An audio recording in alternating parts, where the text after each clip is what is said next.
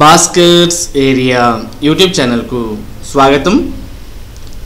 ఆంధ్రప్రదేశ్ రాష్ట్ర వ్యాప్తంగా ఎంతోమంది ప్రభుత్వ ఉద్యోగులు కోవిడ్ సమయంలో చనిపోవడం జరిగింది.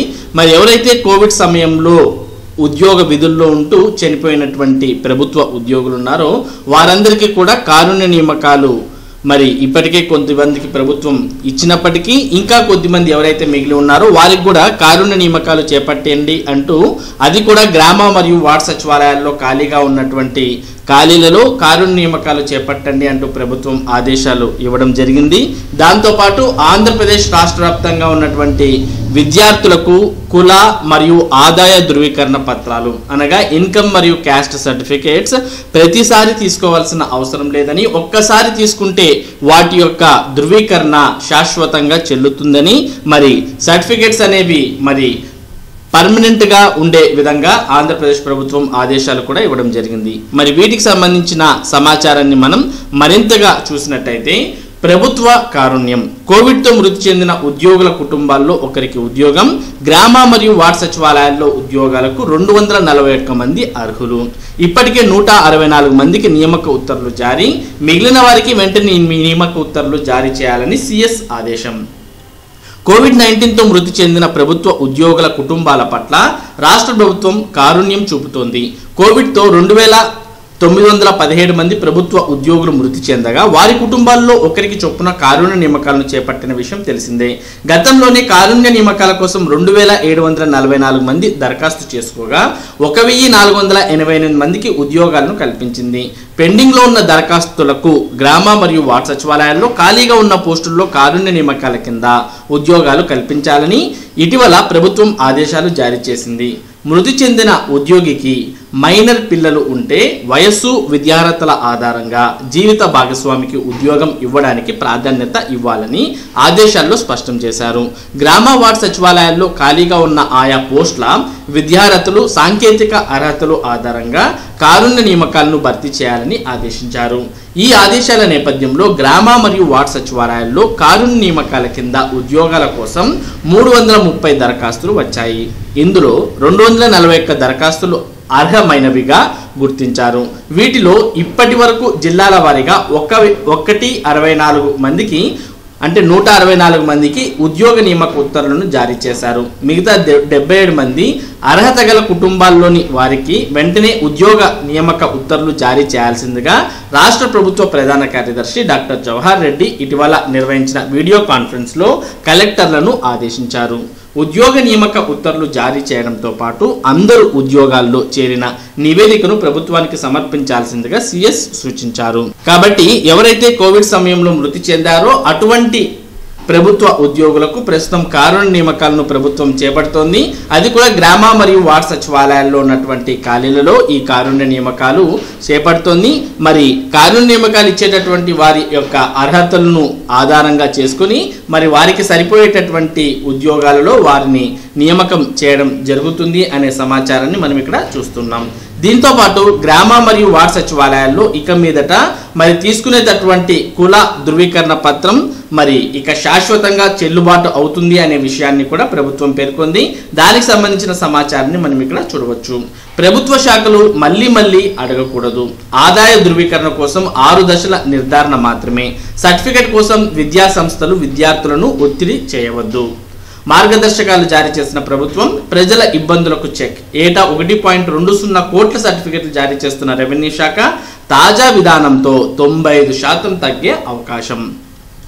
ప్రజలు కుల ఆదాయ ధృవీకరణ పత్రాలు తీసుకునే విషయంలో ప్రభుత్వం వారికి మరింత వెసులుబాటు కల్పించింది. ఒక్కసారి కుల ధృవీకరణ పత్రాన్ని జారీ చేస్తే దాన్ని శాశ్వతంగా పరిగణించాలని అన్ని ప్రభుత్వ శాఖలకు స్పష్టం చేసింది. అలాగే ఆదాయ ధృవీకరణ పత్రాల కోసం ప్రభుత్వ శాఖలు విద్యా సంస్థలు విద్యార్థులు లబ్ధిదారులను ఒత్తిడి చేయవద్దని స్పష్టమైన ఆదేశాలు ఇచ్చింది. ఆదాయ ధృవీకరణకు గ్రామ సచివాలయాల్లోనే 6 దశల తనిఖీ సరిపోతుందని స్పష్టం చేసింది. ఈ మేరకు ఈ సర్టిఫికెట్ల కోసం ప్రజలు కార్యాలయాల చుట్టూ తిరగాల్సిన అవసరం లేకుండా కొత్త నిబంధనలు అమల్లోకి తెచ్చింది.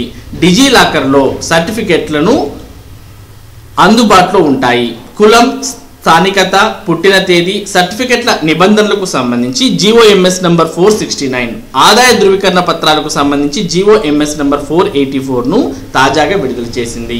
ప్రజలు ఎలాంటి ఇబ్బందులు పడకుండా కుల ఆదాయ ధృవీకరణ పత్రాలు జారీకి పలు మార్గదర్శకాలు ఇచ్చింది. వాటికి సంబంధించి అన్ని శాఖలకు త్వరలో శిక్షణ కూడా ఇవ్వనున్నారు.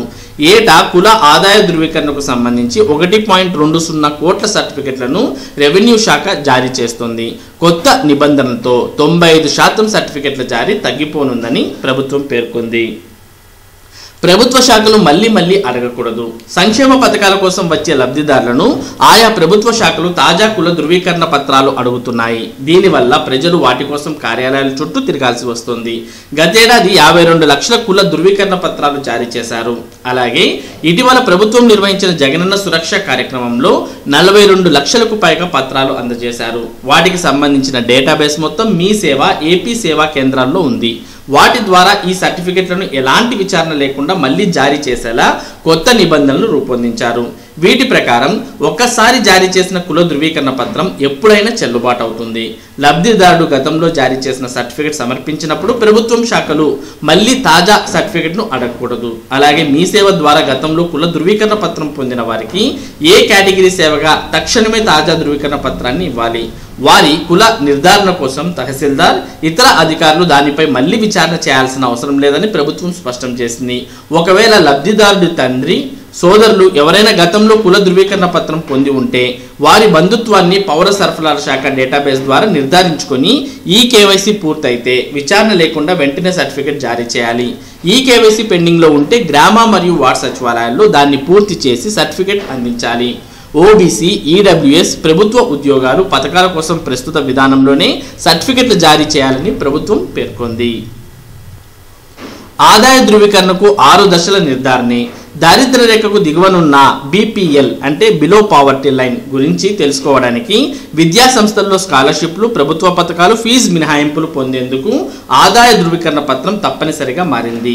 గత 2 ఏళ్లలో 75 లక్షల ఆదాయ ధృవీకరణ పత్రాలు జారీ చేశారు. వీటి కోసం రెవెన్యూ అధికారులు ప్రతిసారి విచారణ చేయకుండా గ్రామ మరియు వార్డు సచివాలయాల్లో నిర్వహించే 6 దశల నిర్ధారణ ప్రక్రియని ఉపయోగించుకోవాలని ప్రభుత్వం ఆయా శాఖలకు తాజాగా స్పష్టం చేసింది. సంక్షేమ, విద్య, ఇతర శాఖలు తమ పథకాల అమలుకు సంబంధించి ఇకపై ఆదాయ ధృవీకరణ పత్రాలు అవసరం లేదు. 6 దశల నిర్ధారణ ప్రక్రియనే ఇందుకు వినియోగించుకోవాలి. ఒకవేళ అందులో దరఖాస్తుదారులు ఎంపిక కాకపోతే ఆ శాఖలు సమాచారాన్ని గ్రామ మరియు వార్డు సచివాలయాల ద్వారా రెవెన్యూ శాఖకు పంపాలి. 10 ఇంటర్ విద్యార్థుల డేటాబేస్ను విద్యాశాఖలు గ్రామ మరియు వార్డు సచివాలయాలకు పంపితే అక్కడ 6 దశల నిర్ధారణ ప్రక్రియతో వారి ఆదాయ స్థాయిని నిర్ధారిస్తాయి. ఒకవేళ అక్కడ విద్యార్థులు అర్హత సాధించకపోతే ఆ వివరాలను ఆయా శాఖలు గ్రామ మరియు వార్డు సచివాలయాల ద్వారా రెవెన్యూ శాఖకు పంపాలి. రెవెన్యూ శాఖ విచారణ చేసి వారికి సర్టిఫికెట్ జారీ చేస్తుంది. స్కాలర్షిప్లు, పోస్ట్ మెట్రిక్ స్కాలర్షిప్లకు 6 దశల నిర్ధారణ ప్రక్రియ సరిపోతుంది. ఈడబ్ల్యూఎస్ సర్టిఫికెట్లు, ఇతర కేంద్ర ప్రభుత్వ అవసరాల కోసం జారీ చేసే సర్టిఫికెట్లకు కూడా ప్రస్తుత విధానాన్ని కొనసాగించాలి అంటూ తెలియజేయడం జరిగింది. కాబట్టి ఆంధ్రప్రదేశ్ రాష్ట్ర వ్యాప్తంగా ఉన్నటువంటి విద్యార్థులకు ఇది మంచి ఊరట కలిగించే విషయమని మనం చెప్పవచ్చు. మరి చాలా వరకు విద్యార్థులు క్యాస్ట్ సర్టిఫికేట్ కానీ ఇన్కమ్ సర్టిఫికేట్ కోసం కానీ ప్రతి సంవత్సరం కూడా మరి కార్యాలయాల చుట్టూ తిరుగుతూ ఉంటారు. మరి ఇక మీదట అటువంటి ప్రక్రియ ఏది లేకోకుండా ఒక్కసారి కుల మరియు ఆదాయ ధృవీకరణ పత్రాలు తీసుకుంటే మరి అవి శాశ్వతంగా చెల్లుబాటు అయ్యే విధంగా ప్రభుత్వం ఇక్కడ తెలియజేయడాన్ని మనం చూడవచ్చు. మరి ఇది కారుణ్య నియామకాలు మరియు కుల ఆదాయ ధృవీకరణ పత్రాలు శాశ్వతంగా చెల్లుబాటు అవుతాయి అనే దానికి సంబంధించినటువంటి సమాచారం. ఇటువంటి ముఖ్యమైన సమాచారాన్ని భాస్కర్స్ ఏరియా మీకు అందిస్తూ ఉంటుంది.